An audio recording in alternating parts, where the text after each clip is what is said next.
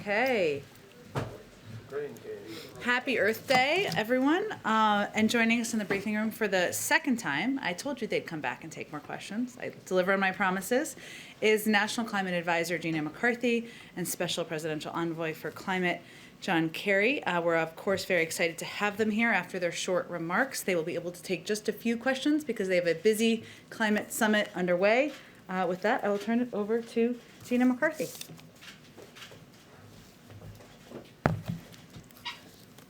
Thanks, Jen, and thanks, everybody. It's great to be here. Happy Earth Day. On day one, President Biden fulfilled his promise to rejoin the Paris Agreement. And as part of re-entering the Paris Agreement, the President launched a whole-of-government process that was organized through his Climate Task Force to establish the 2030 emissions target, which is known as the Nationally Determined Contribution, or NDC. And it's a formal submission to the United Nations under the United Nations Framework Convention on Climate Change.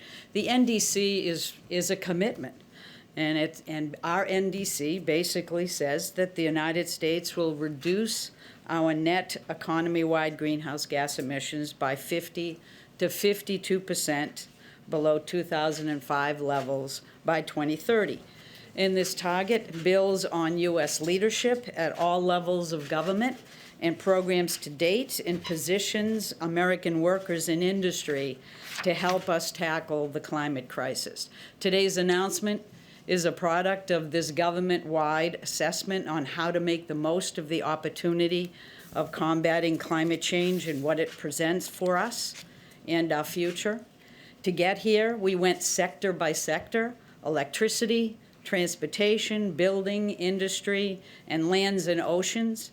And we looked at the wealth of already existing cost-effective clean technologies and products that are ready for deployment, and innovation trends that we see in the marketplace that will allow us to win the clean energy future, and the opportunities we now have to create good paying union jobs, improve public health, keep our communities safe, and advance environmental justice. Over the past nearly 100 years of this 100 days, feels like years at times, 100 days of this administration, we met with and listened to cities and states, businesses, workers, scientists, economists, young people, parents, grandparents like me, who were actually around during the first Earth Day and hope to be around for quite a few more. The output of the bottom-up analysis and robust engagement is this, and that is that we see multiple pathways across all sectors, across all policy levers, across federal and state and local actions to grow our economy and to reduce our emissions. Look, President Biden has always believed that tackling the climate crisis presents a valuable economic opportunity, and the fact is, creating jobs and tackling climate change go hand in hand. We invest in the competitiveness of our industry and empower U.S. workers to build more resilient and sustainable infrastructure and propel us. That is how we lead and move forward in manufacturing and exports of clean energy technologies. In some ways, for my team, every day since January 20th, has been Earth Day and Jobs Day. Every week has been Infrastructure Week and Innovation Week. We've marshaled the whole of government, the fantastic cabinet, and the remarkable team of climate and clean energy experts across the federal government behind this president's vision, not just to develop the target, but to unlock the opportunity that achieving this target represents. Because when President Biden hears climate, he thinks jobs. And it's no wonder. The work we need to do is not just about avoiding an existential threat, which climate change is. It's about how we create jobs for line workers, building thousands of miles of transmission lines for a clean, modern, resilient grid. Workers in energy communities capping abandoned wells and reclaiming mines and stopping methane leaks.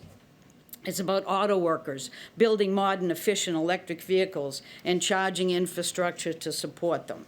You can follow me right after this briefing. If you want to go hang out at Union Station, you can get a close look at EV infrastructure in action.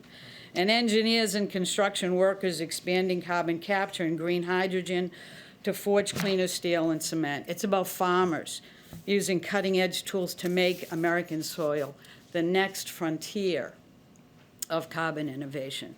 So let's be clear, the American Jobs Plan will help us more fully tap the economic upside here, investing in infrastructure, innovation in our workers and communities. It's something we cannot afford to pass on. Let me close by reiterating what brings me here to work every day, especially at this moment in my career. It's Joe Biden's unwavering focus on people, on the air they breathe, and on their health, on the strength of their communities and environmental justice, on the dignity that comes with good work and jobs we can create, on how we keep working together and move beyond a year we all would love to put behind us, to one of renewed hope and opportunity. Because after all, this day is all about investing in America and winning the future for our children. That's why we're here. Earth Day, Jobs Day, every day. Thank you, and now let me pass it on to my good friend and my fellow Bostonian, Secretary John Kerry. Thank you, Gina.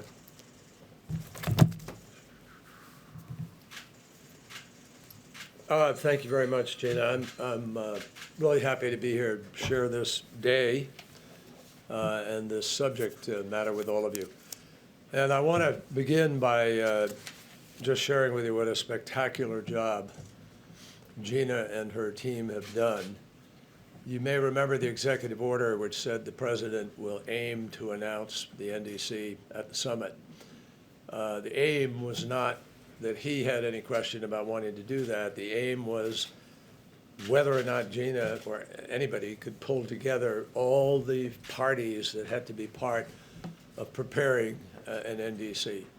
A gigantic administrative organizational task, which Gina and her entire team have done really superbly.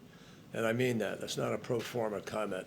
It is hard to get all of the disparate elements of your government together. The president, by issuing his executive order to make this the climate issue and all of government enterprise, and instructing every single cabinet officer and every single agency officer to comprehensively factor climate consequences into every decision that they were making.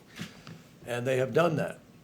And Gina created this task force. We've never had an all-of-government task force on this subject ever before. We had it now because Gina's creation, and it's worked.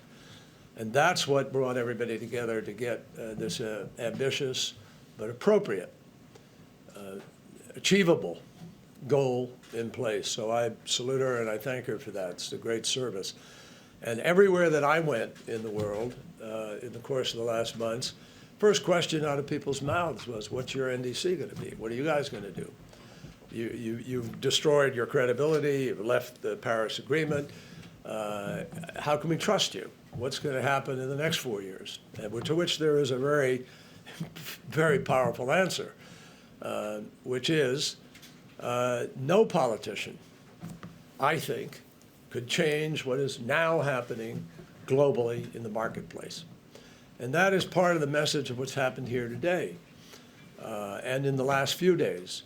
You've had, yesterday we announced the Net Zero Bank Alliance. We announced the Glasgow Financial Alliance for Net Zero. And we have some 43 financial institutions across the world worth some, I forget the exact sum, 40-some trillion dollars or something in terms of assets managed. And just yesterday, a number of banks announced, 6 banks to be precise, that they are allocating or setting or making a commitment that they will invest into climate-related efforts, initiatives, investments, $4.16 trillion over the next 10 years. That's been a really missing element in all of this. So I'm really happy to be here today for a number of reasons. First of all, just parenthetically, 5 years ago today, I had my granddaughter on my knee in New York and signed the Paris Agreement. And that was a great moment for everybody in the world when everybody came together in New York excitedly to set out on this venture. Regrettably, without any facts, without any science, without any rationale that would be considered reasonable, the former president decided to pull out. He was the only president in the entire world, the only chief of state in the entire world who, without any scientific evidence, decided to pull out of the Paris Agreement. So when President Biden was elected, having made climate one of the most critical issues of his agenda, we had a big step to get up. We had to restore America's credibility. We had to prove that we were serious. And I think today does that in many ways. And not in a chauvinistic, in a way that's sort of inappropriate to our relationship with other countries, but in a way that reinforces the fact that this is multilateral, that we need to bring all the countries of the world to the table, and we all need to raise ambition. That's the central theme of this meeting today. We must all raise ambition.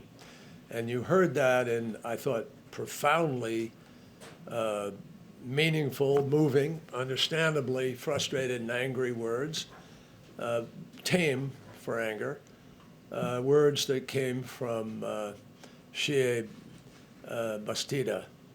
And that's where a lot of the younger generation is today, appropriately pretty upset at the adults, the alleged adults, who are not getting their act together to make happen what needs to happen.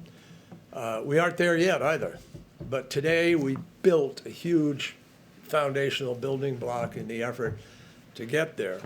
So the importance of today, in my judgment, is this: the world came together. President Xi, Prime Minister Modi, President Putin, presidents of small countries and big countries, President Macron, Chancellor of Germany, the EU itself, independently, people in the financial marketplace and others, all of them in agreement that this is a crisis. It is the climate crisis, and it's going to require an enormous lift to get where we need to go. So what happened today, just to underscore where we are, on January 19th, we were nowhere. We were in deficit with respect to our efforts. And because of President Biden's leadership and calling a summit and putting us on the line to do this, we now have about 55% of the global GDP committed to levels of reductions that keep faith with holding the Earth's temperature at 1.5 degrees. That is a big chunk of difference. And we've done that working with countries, sitting down with them, with Japan, with Korea, with Australia, with Indonesia, with India, with the Middle East, with 11 countries at one meeting where even oil-producing countries stepped up and made things clear. And of course, China included, as well as some Latin American countries and African countries. So I'm pleased with where we are, but I'm not sanguine. The next 6 months of diplomacy are going to be absolutely critical to the capacity to make Glasgow what it needs to be. I do believe Glasgow remains our last best hope to be able to coalesce the world in the right direction and to get the critical mass of countries, of the 20 biggest emitters, who are responsible for 81% of all the emissions. All 20 of them were here today. And almost all 20 of them were pledging to do additional things. So that's our job, is to be to clarify it over the course of these next weeks and months. I just clarify very quickly, Japan said they'd cut emissions 46 to 50% by 2030. Strong efforts towards achieving a 50% reduction, up from its existing 26% reduction. Canada, strengthening from a current 30% to a 40 to 45%. The Republic of Korea terminating overseas coal finance and preparing to update its NDC consistent with the 2050 net zero goal. India, a partnership with the United States to deploy 450 gigawatts of renewable power. Why is that important? Because if we can do that, which is where our finance component of this is so critical, if we do that, India is on track to hold the 1.5 degrees centigrade. So Argentina announced a package of important measures. UK last week just announced 78% target by 2035. And yesterday, EU announced a new law to embed the 55% reduction for 2030 and also the net zero. So, I think that it's progress, but we still have a heavy lift, and no one should doubt the challenges of the road ahead. So happy to be here. All right, I know we're very close to the tail end of when Gina has to go, so let's try to get around. Yeah, let Gina very go. quickly. Go ahead. Thank you. Secretary Kerry, first. When it comes to the pledge, how can you realistically make this pledge to the rest of the world when there's no guarantee that Republicans will get on board with your plan once you release it? Well, a lot of the plan is executable through just executive order. I'm going to let Gina speak to this, but a lot of the plan is executable through order. But that's the power of having the private sector here. That is the real reason why I'm saying to you that no politician in the future is going to do this, because all over the world, trillions of dollars, trillions of yen, trillions of euros are going to be heading into this new marketplace. And the future belongs to the countries, as you heard today from any number of leaders, that are the ones who develop green hydrogen fuel, or storage, or battery storage, or direct carbon capture from the atmosphere.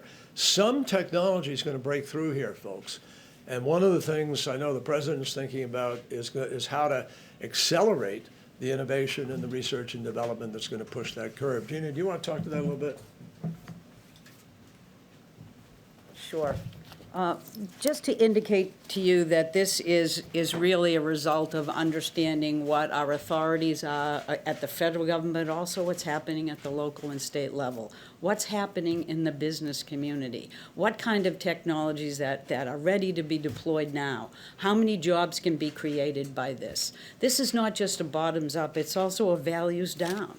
It's also looking at how we grow as a country and be sustainable.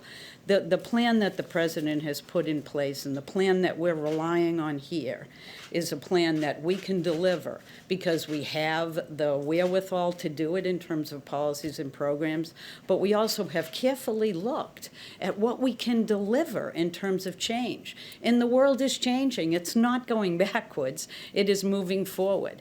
And the exciting thing about this is that this plan has received endorsements from the AFL-CIO, the Chamber of Commerce, the Edison Electrical Institute, and the IBEW. Does it get better than that? You know, this is because all of them recognize that we have to invest in America again. That's what the American Jobs Plan is all about. That's what we anticipate our country will do because we know how to make this happen. We can put people back to work, and it's time for us to think about hope and opportunity and get past the year that we're finishing. No, I just kind of, a lot of people would say, stay here, Gina, but a lot of people would say, if the president hadn't put the plan forward, you'd be asking why you haven't put the plan forward to do the building out of a transmission system for America or whatever it is. He's put it forward. And it's a legitimate thing to say, now can it get passed? Can you get there? But this job future is not something conjured up out of anybody's imagination. This is the most real thing in the world. Bureau of Labor Statistics says there are 3 jobs that will actually grow more than 50% this year. The first is 62% growth in wind turbine technician. The second is nurse practitioners for obvious and unfortunate reasons. And the third is solar panel installer at 51%. So the jobs are growing there. I'm not offering that job to somebody who may feel, oh my God, I got a better job, I don't want to lose that job, et cetera.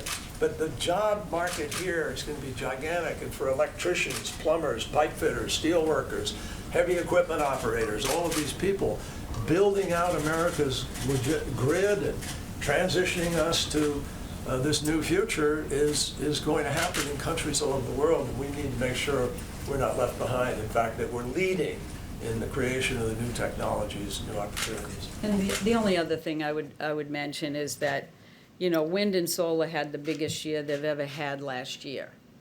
And what we saw last year was continuation of tax credits that passed through a Republican-controlled Congress. So we all know where this is heading. The real question is, do we want to have the courage to grab it here, to prosper from the jobs here, and to stabilize our economy and our planet at the same time? I can carry your staff in There you are. trying to pull you to Union Station. And the only thing I will tell you is electric vehicles are another interesting piece that's actually going to be a big part of our future. I'm going to go check out a charging station and look at some of those vehicles. But the thing I would encourage you to think about is that we've had many of the large car companies stand up and say 100% EVs by 2035. We didn't say that. I didn't even say electric vehicles. It was the very first thing they said to me, is that that's the future. And that's what this is all about. What does our future look like? Who are we grabbing it for? Happy Earth Day. Thank you. I'll take a couple more. Okay, Yeah, I'll take a all right. Okay, go ahead, Peter. Secretary Kerry, thanks so much. So pledges obviously are important and they are great, but how do we realistically get there without turning the economy on its ear? As best you can, put this in real terms for folks. Does this mean the U.S. has to reach 40% renewable power by 2030, that we have to have 25% of the cars on the roads by 2030 be electric? What does this mean to folks listening to you?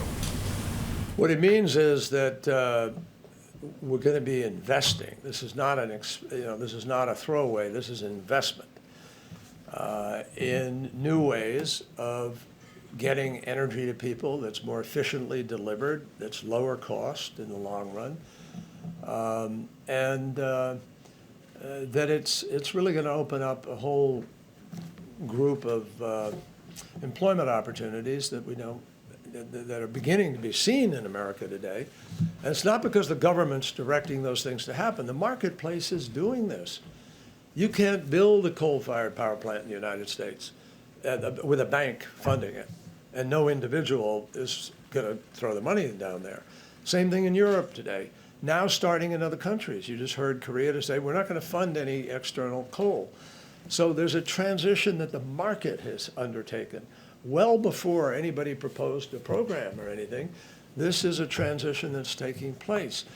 And we've historically always gone through these periods when in America we innovate and we do the R&D and we come up with a new product of some kind or another. I lived and represented for years, had the privilege of representing communities like Lowell and Lawrence and Brockton and plenty of places, Fall River.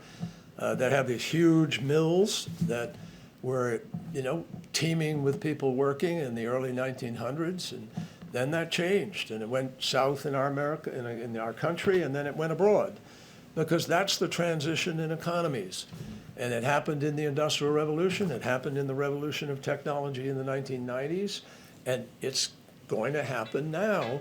We always replace it with a different kind of or some, new opportunity. And I don't think it's going to mean that much dislocation, frankly. It's going to mean some greater opportunity. What specifically can you probably can't give specific numbers to those things on electric vehicles on the road then, but given what you witnessed with the last president, what, if President Biden is not to win again in 2024, what specifically can you do now to make sure that the next president with a stroke of the pen can't reverse progress you're trying to make right now? I'll answer that very directly, but I want to begin by pointing out to you that there's a company called Tesla, which is the highest valued automobile company in the world. Why? All it makes is one product, electric vehicles. That is what is happening. That's a signal. That's the market saying, here we are. This is going to happen.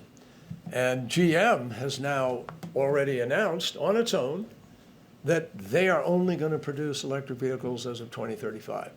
And Ford Motor Company, ask the president of Ford. I heard him at an event standing up and saying the electric car is a better car. They love it. And now if you've driven one, but they're fabulous. They're really great.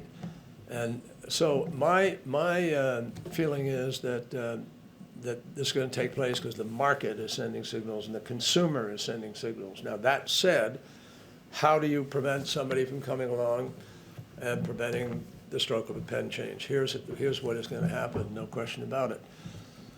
Because the world as a whole is moving in this direction, because these companies have made this critical, long-term, strategic marketing judgment, and that is the way the market's moving, no politician, no matter how demagogic or how potent and capable they are, is going to be able to change what that market is doing, because it will have moved. It'll have 4 years of entrenchment, and those jobs will be there, and people will see that this is the product people want to buy.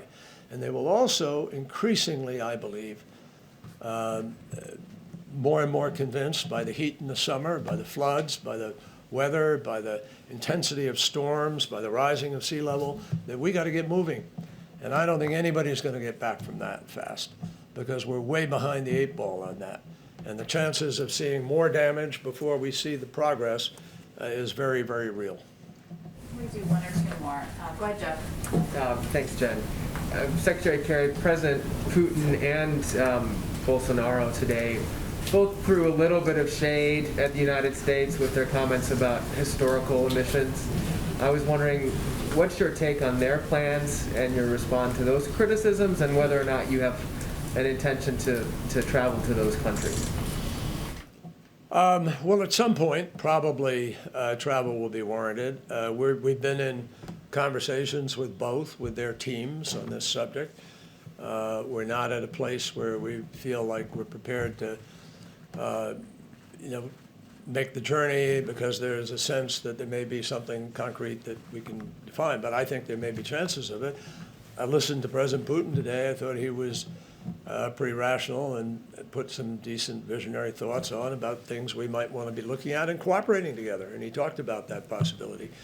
So just as with China, where we found a way to try to at least create this chain, this line of communication, and where we have a long way to go, but it's a beginning, and that's the nature of diplomacy. But I think that we're in a place where we will have the ability to be able to create enough progress with other countries that those countries are going to come along too. And I sense from both of them, some of the comments that President Bolsonaro made today surprised me for their, that's pretty good. That works if you do those things. The question is, will they do them? And the question is, what's the follow-through and enforcement? Now, one of the things you ought to take note of is this program, the TRACE program, which Al Gore and different entities have been involved in, which is now the satellite capacity to measure in real time what the footprint is of corporations or countries all around the world. And so there's no hiding anymore. And there's going to be real-time tracking. And that's one of the things that will come out of Glasgow, I think, is sort of what's the accountability structure going to be here for countries to be able to move. So I think that, Russia has reduced some emissions. Their economy is very different from ours and a lot of people on the planet. It's mostly gas-based, as we know. That presents challenges for them going forward. So I think there's room to hopefully have a discussion about this, and we'll see if we can find some common ground. I think that's the most important summary of what I heard in terms of their comments today. Do you think the 50 to 52% that the president unveiled today, that Gina McCarthy put together, is far enough for the U.S.? I think it's doable. It's a tough. It's not easy. Is it doable? Yes. Will we probably exceed it? I suspect yes. I think a lot of us will wind up exceeding the predictions we're making, because we're measuring predictions by the economies we have today and by the technologies we have today. But 5 years from now, we may have a major breakthrough on batteries, on storage, on green hydrogen, on direct air carbon capture. There's so many things out there that people are chasing and working on, and that's part of the value of the sort of the investment and venture capital business. I mean, people are looking to, to be the entity that hits pay dirt with the patent on the best storage system that there is. And whoever does that will make more money than Jeff Bezos pretty quickly. It's going to be a big deal. Green hydrogen, there are a whole bunch of countries working on hydrogen and green. And if you can bring it up to scale at a cost that is not prohibitive, so you're competitive with other things, it starts to take off. I think these things are going to happen. I'll tell you, I'm genuinely optimistic because so much is beginning to happen. And because I believe in our ingenuity and our capacity. I know President Biden does. I've heard him talk about it. He believes we can do anything. You've heard him say it. And think about it. We are the country that went to the moon. And we didn't know how we were going to get there when President Kennedy announced that goal, but we did it. We are the country that invented the internet. Some people might regret that today, but we did that. We also got vaccines that are working, and we've shown we have the ability to get them out and put them in people's arms. So I believe that we have the ability. When you talk to Raphael Reif, the president of MIT, and you listen to what they're trying to do at MIT or at Stanford or at Caltech or a number of other tech colleges and universities in America, if we were to join forces, as we're going to try to with other efforts around the world, we think there are just great opportunities. And I believe we're going to break through. We're going to know how to do hydrogen, and there's plenty of it. And this, I think, is really the future. It's why so many people are chasing it. Jen, last Maybe one. last one. But I will Last also one. give you the contact information for his team, for anybody who wants to talk to him more. He has lots of thoughts, as you all know. Go ahead. Kind of piggybacking off of Jeff's last question, there have been some groups that have been really positive about the NDC and the other steps that the administration has taken today, the climate finance stuff. But there are also some who are saying it's insufficient, and you referenced the young woman who spoke this morning, and that deep passion about the crisis that previous generations have put on her generation. What do you say to those people who say that 50 to 52% is not enough, or that the several billion dollars that you're committing for climate finance for developing countries is also insufficient, when you consider just how big the U.S. budget is, and you're talking about, under $10 billion? Well, let me just say to you that I loved her passion, and I love what she said. I mean, I didn't agree with every step of it. You can't do some of this stuff overnight, just physically. And there are impediments to getting some of that done, but boy, do I understand where she's coming from. I told you this was 5 years to the day that I signed the agreement. It's also 50 years to the day that I testified before the United States Senate. And I was camped on the Mall here with a bunch of veterans opposing the war in Vietnam. And, that was a period of time when young people, our generation, stood up and made our voices heard. And we were part of the civil rights movement. 1964, 65, we were part of the women's movement, part of the peace movement, part of the environment movement. The environment movement back then produced. I was part of the first Earth Day. And I organized in Massachusetts, then we organized for the election. We targeted 12 congresspeople who were labeled the dirty dozen, the worst of the Congress, and we beat 7 of them. And that's when we passed the Clean Air Act, the Safe Drinking Water Act, the Marine Mammal Protection, the Coastal Zone Management, the Endangered Species, and we created the Environmental Protection Agency for our country. It all happened, folks, back then. Richard Nixon signed it into law, 1972, I think. So I believe in what the young folks are doing out there today. They're trying to get adults to be adults and do what we're supposed to do, which is take facts into consideration and respond to those facts. And as public officials exercise the precautionary principle of governance, that when you get information that says X, Y, and Z are going to happen, and there's not a 5 or 6 or 10% chance it's going to happen, like whether you might have a car accident and you get insurance, or your home might burn and you get insurance, or you might get sick and you get health insurance. It's 100% certain that most of these things are going to happen, that the ice is melting, that the sea is rising, that it's warming, and yet we're not buying insurance. And so you're darn right they're angry, and I share that anger. It's frustration. But how do you get from here to there to get it done? And I believe what President Biden is doing is leading to get us from here to there. What's happening here today is a huge step forward to get us from here to there. By setting these targets, by getting nations invested, by getting leaders to say publicly, we have to do this, you begin to get a foothold on holding them accountable and on moving forward and getting it done. Is it enough? No.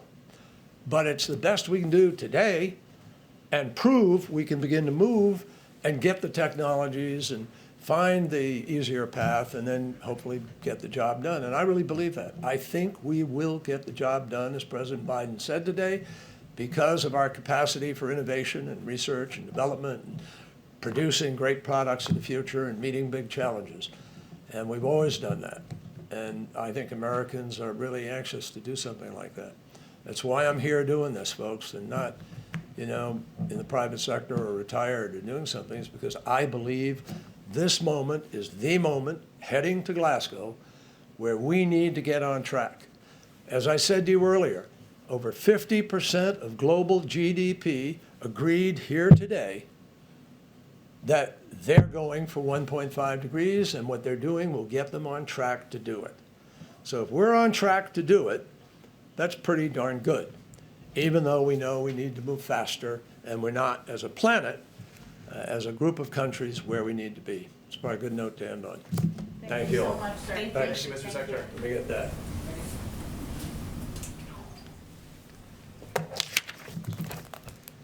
Are you now stepping up for your... No, I've got to do the briefing now. I'll call you later. Thanks. Okay. See how it was so great to work for him several times over? Okay, a couple, I think I just have 1 or 2 more items for you at the top, just one more.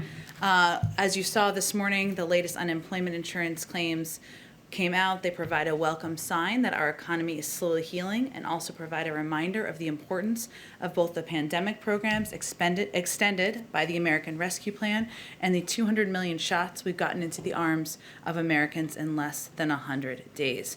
While these weekly numbers can be volatile, we are encouraged by the fact that the 4-week average is also down. It demonstrates that the administration's combined efforts are building confidence in our economy, and that the president's approach can both create good-paying jobs and address the climate crisis. With that, why don't we go onward to you? Thank you. New York Times is reporting that the next phase of the Americans Family Plan will include tax increases on the wealthy to help pay for human infrastructure like education.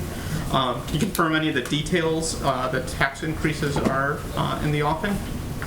Well, first, let me just reiterate the president remains committed to his campaign commitment of not raising taxes for anyone making less than $400,000 a year, and that will certainly be reflected in his proposal he makes next week. Let me also say that you can expect that he'll outline the details of the American Families Plan in his joint session address to Congress next Wednesday, April 28th.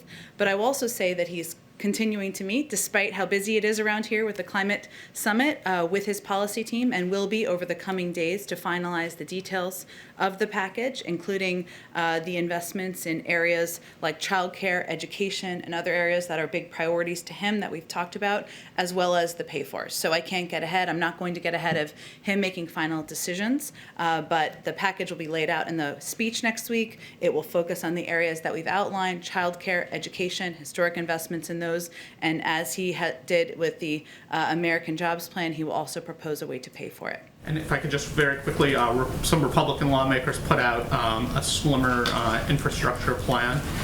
Includes roads, water, some broadband, some things that the president wants in his plan, but it's smaller. Any reaction to the plan, and do you guys see it as a legitimate starting point for a conversation? We do. The president has said from the beginning that he would welcome any good faith effort to find common ground, because the only unacceptable step would be inaction. We've seen some top-line proposal or top-line details, as you all have reported on. We're looking forward to reviewing the details of the proposal. We would expect the next steps would be a full briefing and conversations on a staff level that will continue over the coming days, and an exchange of ideas from there. And then we'd also expect, I would expect, that you should all expect the president to invite members to the White House soon after the joint session address. But we certainly welcome any good faith effort and certainly see this as that, but there are a lot of details to discuss and a lot of exchanges of ideas to happen over the coming days. Go ahead. Is President Biden going to extend his call for Americans to wear masks beyond 100 days?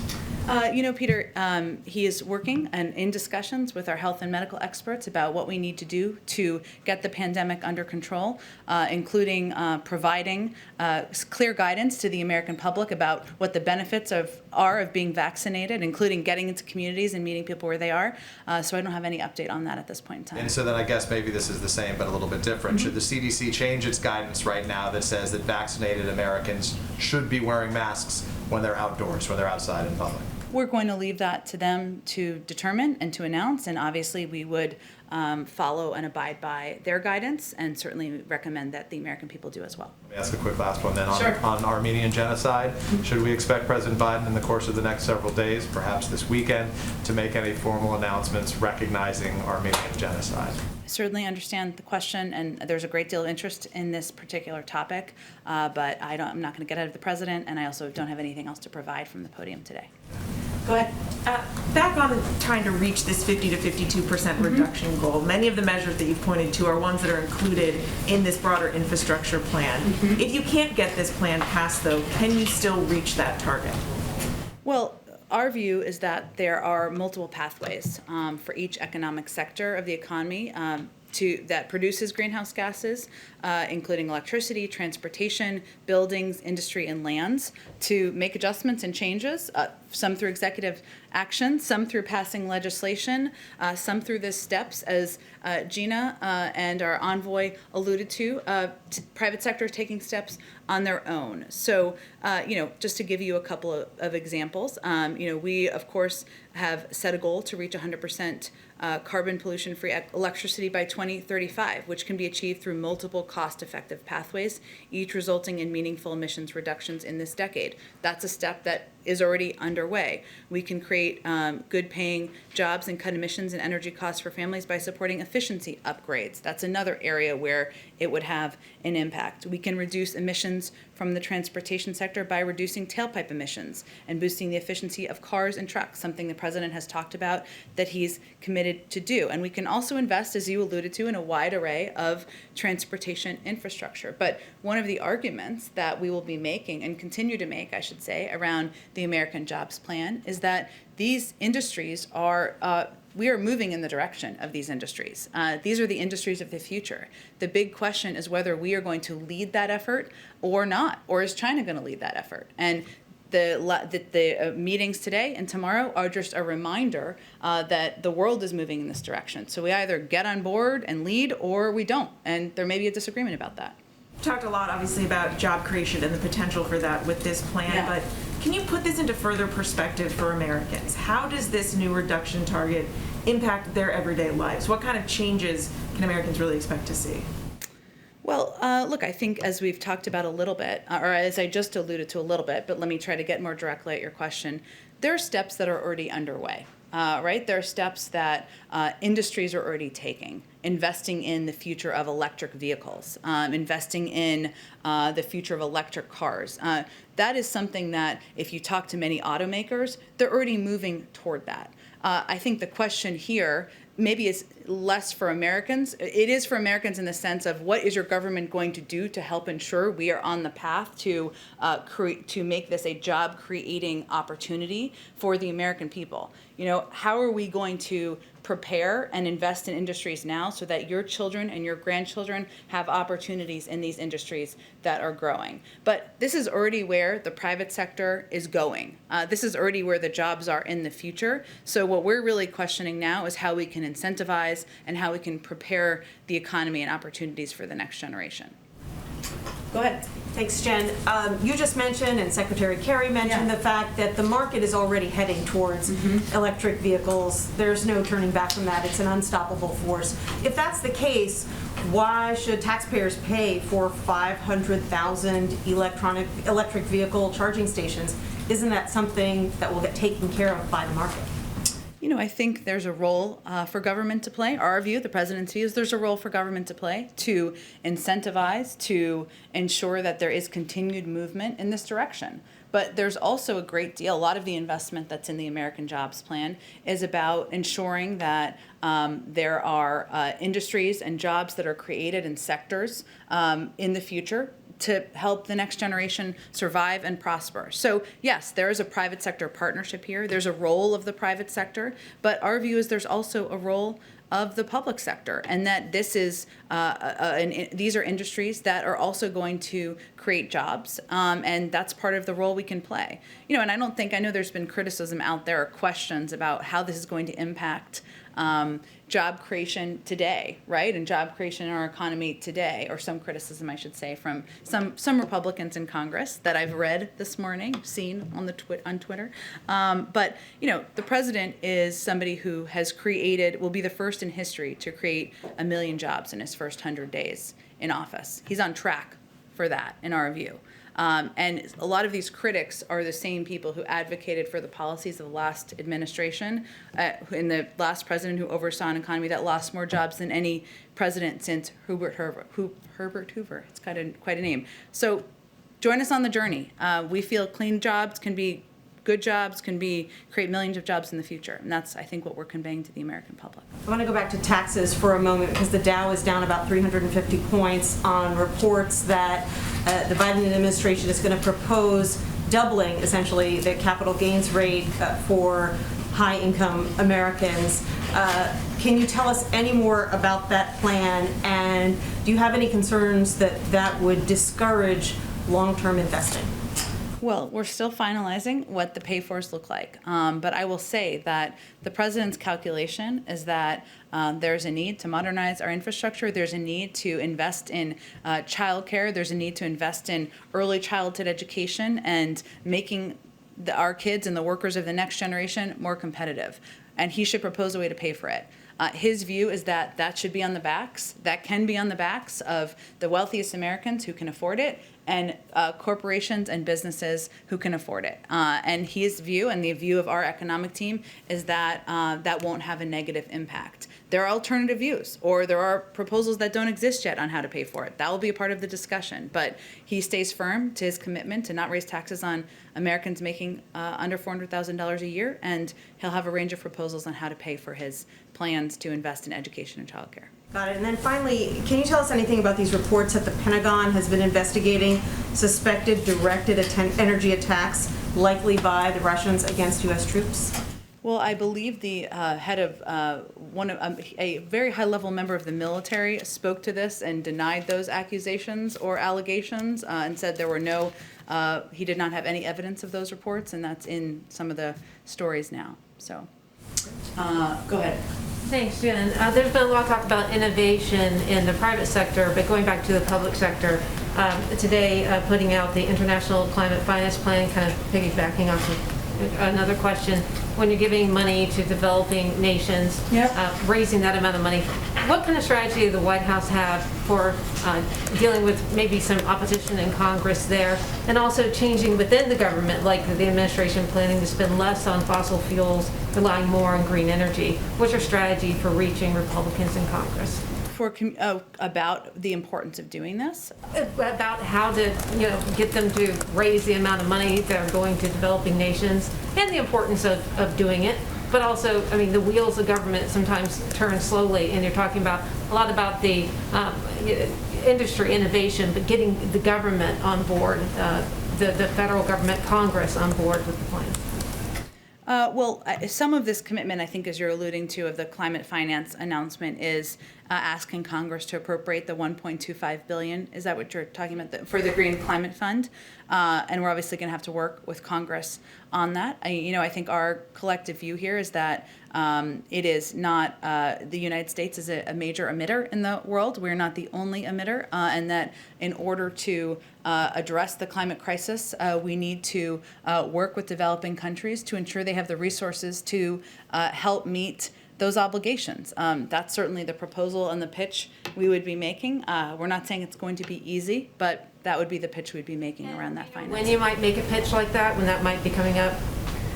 With members or with members, yeah. Well, certainly we just announced it today, and I expect we'd have conversations soon with members about the importance of moving this forward. One more question for a colleague. Yeah. I'm looking for a reaction to the apparent pullback of Russian troops along the border of Ukraine. Do you know if the president is going to speak with President Putin about this reported plan to move troops away from that border by May 1st?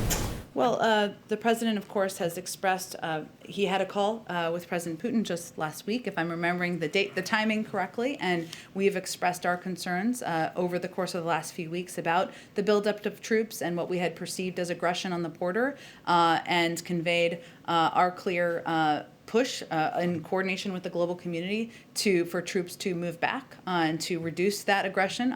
We obviously want to de-escalate tensions, not only in the relationship, but certainly at the border. I don't have any predictions of a call with President Putin to make. Obviously, he participated in the summit this morning, and they spoke just last week. Our national security advisor spoke with his counterpart earlier this week. So I would expect the conversations will happen at that level for the time being.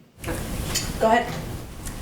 I just want to circle back on Russia again. So Navalny's health is continuing to deteriorate, and I know that you had said, along with National Security Advisor, that you've made clear to Russia that there will be consequences if he dies. But I'm wondering if there's anything you could say about what the administration is willing to do now or communicating to the Russians now about the need to get him out before he does die. Well, to be clear, Jake Sullivan, our national security advisor, had a conversation with his counterpart just a few days ago where this was certainly part of the discussion and conveying not just the consequences, but certainly our call for and our push for him to be treated with humanity and also to be released. And that continues to be a message that we are conveying clearly. I will say that we have found in diplomacy that sometimes those conversations and the content of them and the level of them and the number of them need to happen privately, and that is a more constructive way to reach our outcome. So we are conducting our strategy through that prism. Is the administration considering any additional sanctions on perhaps the oligarchs that Navalny had listed prior to his arrest in January, saying that these are the people that if sanctioned, it would really kind of change Putin's behavior? Definitely. Well, as you know, because I know you cover this closely, we issued just earlier in March, I should say, in coordination with Europeans, a number of sanctions. We obviously reserve the right to issue additional sanctions in the future. The executive order the president signed just last week gives us authority to do that on individuals or industries. But obviously our objective here and our focus and our hope is that that Mr. Navalny will be treated with humanity and kept safe, and of course ultimately be released. And my last one, is there anything you can say about additional Nord Stream 2 sanctions or what the administration is planning on designating additional entities? I don't have anything to predict for you. We continue to believe that is a bad deal, and we continue to convey that not just directly with a range of counterparts, including the Europeans. Go ahead, Jeff. Jen, you mentioned that the president will lay out his plans for the American Jobs Plan. American Families Plan. Sorry, thank you. It's a lot to keep track of, I know. They sound similar. Next week. Can you give us a sense of what else he plans to unveil at his joint address? Well, he is currently thinking through what priorities he wants to focus on in the joint address. He certainly recognizes that this is an opportunity to speak directly to the American people, one of the highest profile opportunities that any president has in their first year in office. So a core of that will be him laying out the specifics of the American Families Plan, his commitment to childcare, to education, and to delivering on those priorities and middle-class priorities and ensuring that there's an investment in economic security from the federal government. I also expect on his mind are issues like police reform, health and his commitment to expanding access to health care. So I expect he would talk about a range of issues. I will say, because I've been through a few journeys with these speeches before, that it is a very important speech, a very high-profile speech, but it is happening around the 100th day of his presidency, and it won't represent or touch on the totality of every issue that's a priority. So we are working through what the end content will have. Unless you want to sit through a 7-hour speech, which I don't think you do. Just one other quick Yes, go topic, ahead. Jen. The House today passed a bill to make Washington, D.C. the 51st state. It obviously faces some tough odds in the Senate. What's the White House's take on that, and to what extent is President Biden involved in that going forward?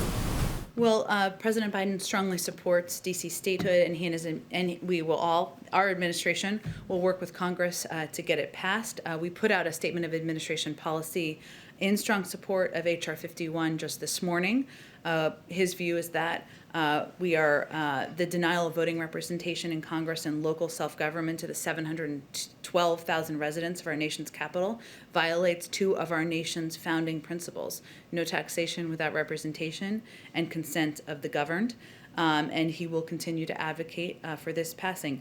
I will also note an interesting detail I didn't know until this morning is that there are a number of members, of course, of the armed forces, retired military, who of course live in the District of Columbia and are denied as a result of having the lack of statehood, the rights that many others around the country have. So there are a number of issues why this is absolutely the right step, and the president will continue to advocate for it.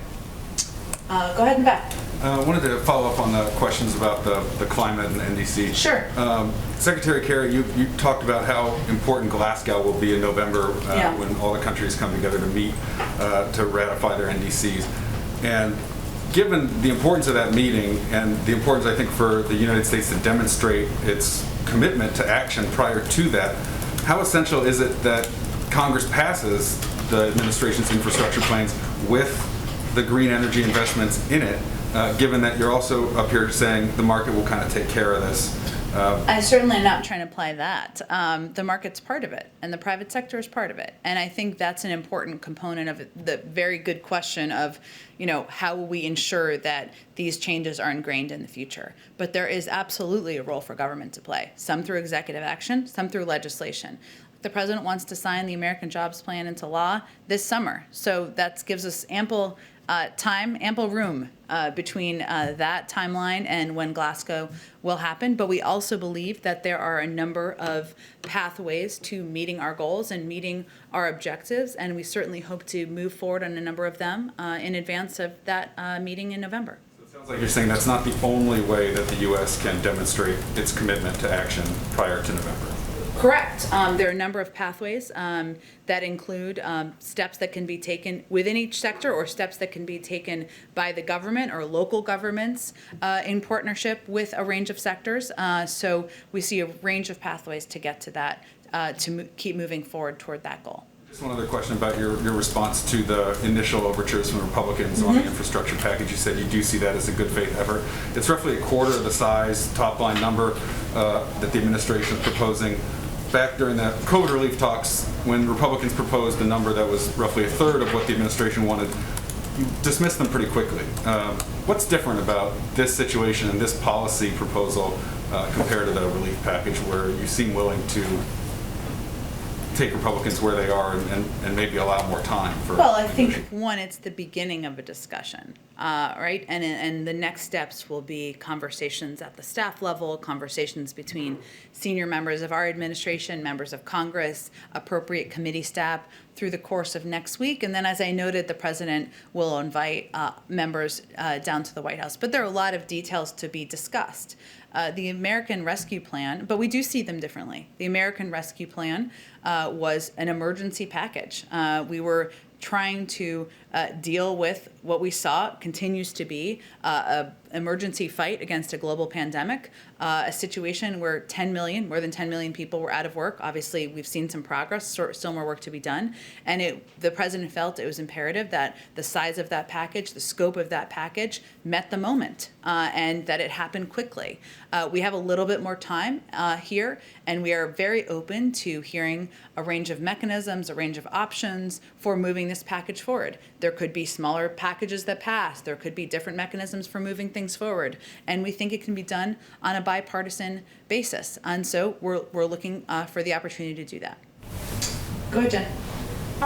You mentioned this $400,000 a year level for, nobody's taxes will be raised above that. But there's been some confusion or lack of clarity around whether that's individuals or couples or families.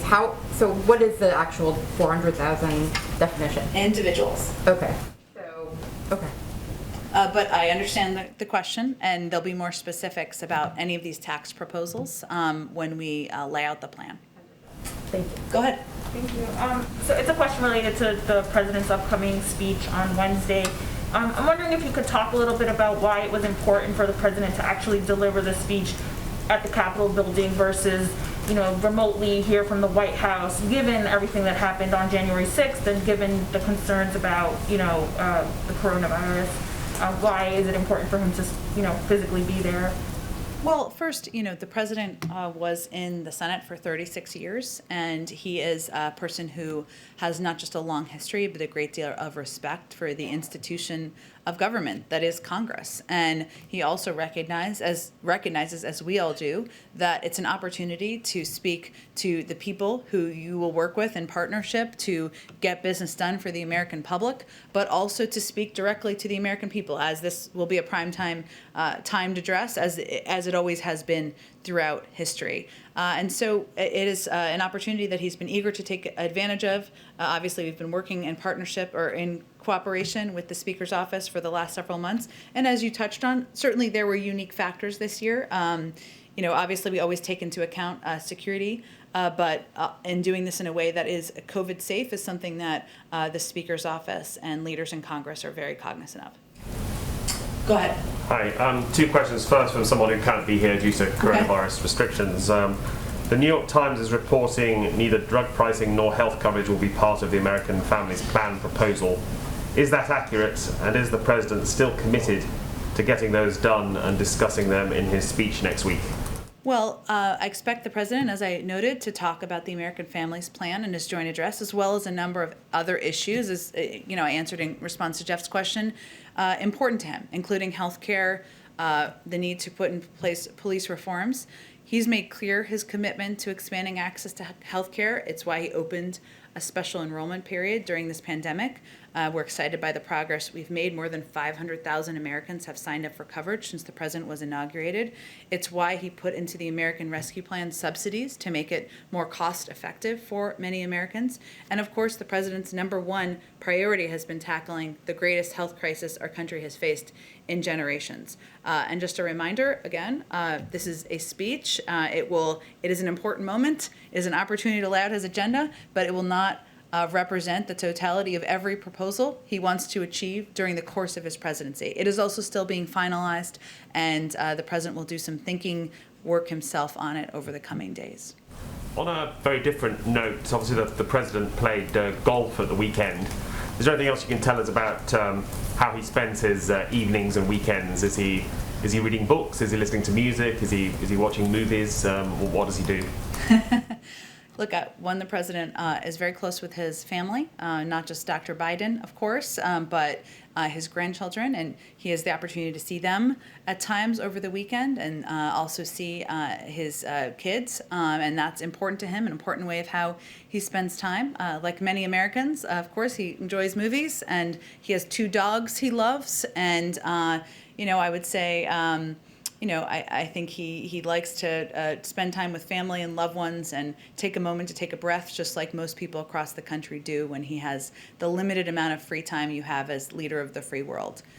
Go ahead, George. Yeah, thanks, Jen. Has everyone on the White House staff now been vaccinated, especially those who come in contact with the president?